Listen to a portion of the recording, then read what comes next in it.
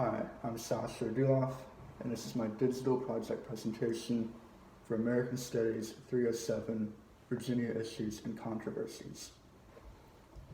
Now, labor history of the Gilded Age is always interesting to study, but I didn't know before going about this project that there was so much going on within our very own state of Virginia.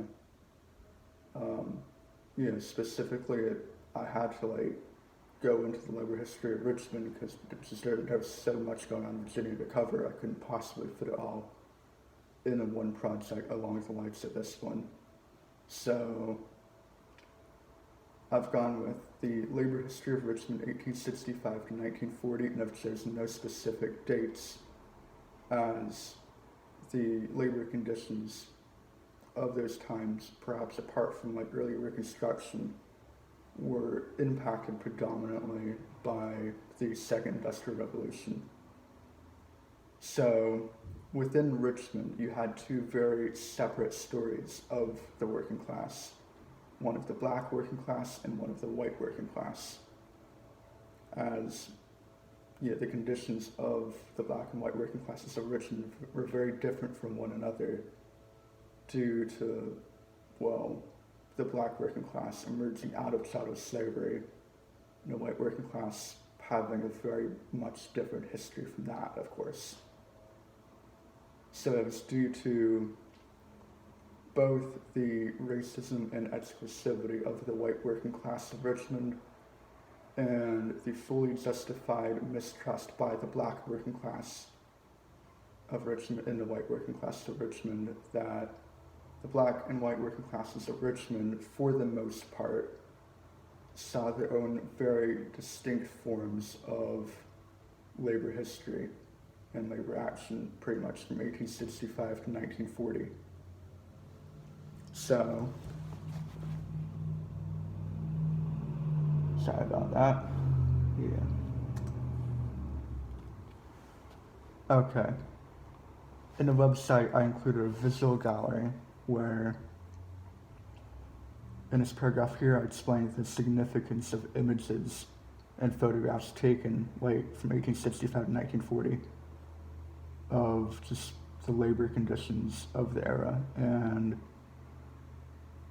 so over here you can have just a very brief overview of the kind of timeline that I put out there. So I look to establish the importance of black people and women in the Knights of Labor. Here's just a group of women at the 1886 National Convention in Richmond of the Knights of Labor. Here's a very notable black representative from New York City at that same national convention with the head of the Knights of Labor. I also included images of various working class conditions of various types of people between 1865 and 1940, and then the sites in which a lot of that history happened. And I also made note of how, while a lot of the time short-lived and seemingly premature in their endings, they definitely played a pivotal role in shaping the cultural identity of Virginia and making way for our more contemporary labor movements that are, soaring across Virginia at exciting speeds now. So I also included a timeline, which is probably the part of the website that I'm proudest of. And I just made note of just different events and pieces of history within the labor history of Richmond 1865 to 1940. I'll stop at a couple of the most important ones though. So, in 1884, after being founded in 1869, the Knights of Labor made its way to Richmond, and while it began as a predominantly white branch of the Knights of Labor, it really picked up speed quickly, and so black workers were, very soon incorporated into the Richmond branch. And And yeah, so of course, this being the American South in the later 1800s, there was a lot of divide, mostly a lot of just racism and exclusivity practiced by white members of the Knights of Labor, and they argued that black workers should have no space in such an institution.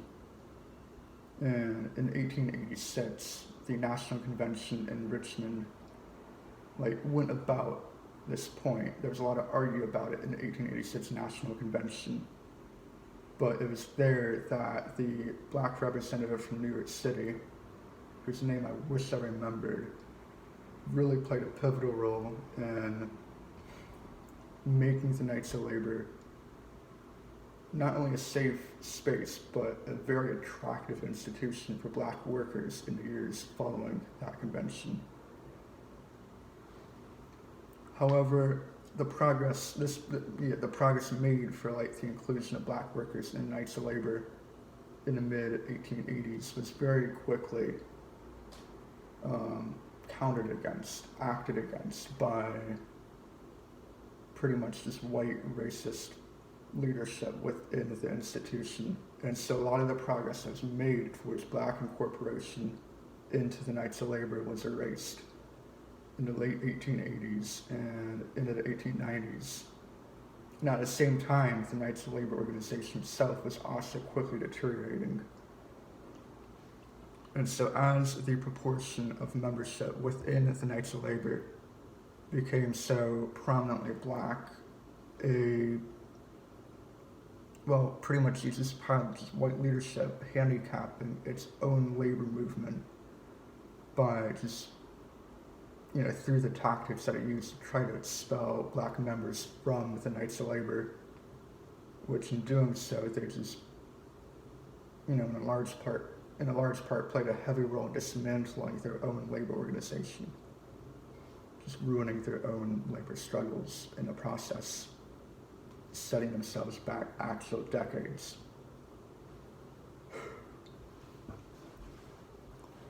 So you had a lot of isolated just labor events going on for the next half century or so.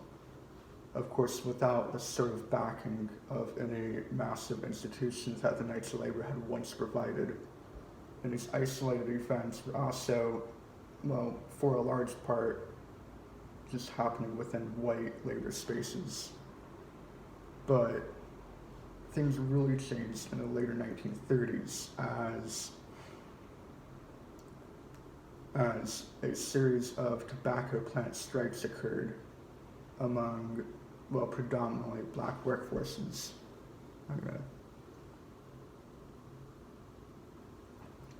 This involved hundreds of workers, seemingly unprecedentedly, going on strike and just winning themselves some massive achievements for the time, such as just massively increased pay. They achieved the 8-hour day, 40-hour week, other benefits as well. And just a month later, another predominantly black tobacco plant followed suit, went about a strike as well, and achieved similar aims. Months later, the same thing happened again, this time with a more prolonged strike. But you had 3 different occurrences within 1937 alone of hundreds of different workers from 3 different plants going on strike and setting out to achieve the aims that they set with said strike. And so starting in 1937, what was her name? It was Louise Harris. Yeah, a woman named Louise Harris. Just throughout the course of over years, she meticulously planned out this one more just grand strike in this one massive Richmond tobacco plant. And so in 1938, she and her co-workers carried out an especially hard-fought and just difficult to get through, very prolonged strike.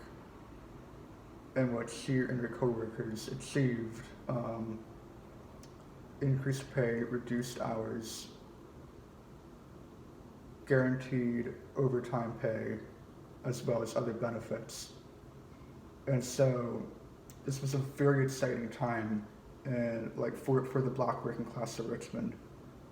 And so you have, well, this would go and inspire just very similar events to occur all throughout the 1940s, multiple different states as well, not just Virginia, not just Richmond. And like this would even act as like one of many precursors to the black liberation and like rights movements that you'd see happen, of course, like throughout the 1950s, 60s, and into the 70s. And well, to start to wrap it up, as mentioned before, while a lot of these, I'm gonna have to let me turn my computer on again. While a lot of these labor movements were short-lived and just seemed to end too soon, they definitely like wedged their way into Virginia's cultural identity and built a pathway, built a foundation for this contemporary kind of wave of labor movements that we're seeing happening within Richmond today at just blistering speeds. Very exciting stuff. So, as well as the visual gallery timeline, my About Me page, and the blog posts, of course, I included a list of just links to information leading to various just movements going on within different workplaces within Virginia, whether they be Sodexo based, Starbucks based, Walmart based, just pretty much current events as to Virginia's labor situation, Virginia's labor movements. And that's pretty much it.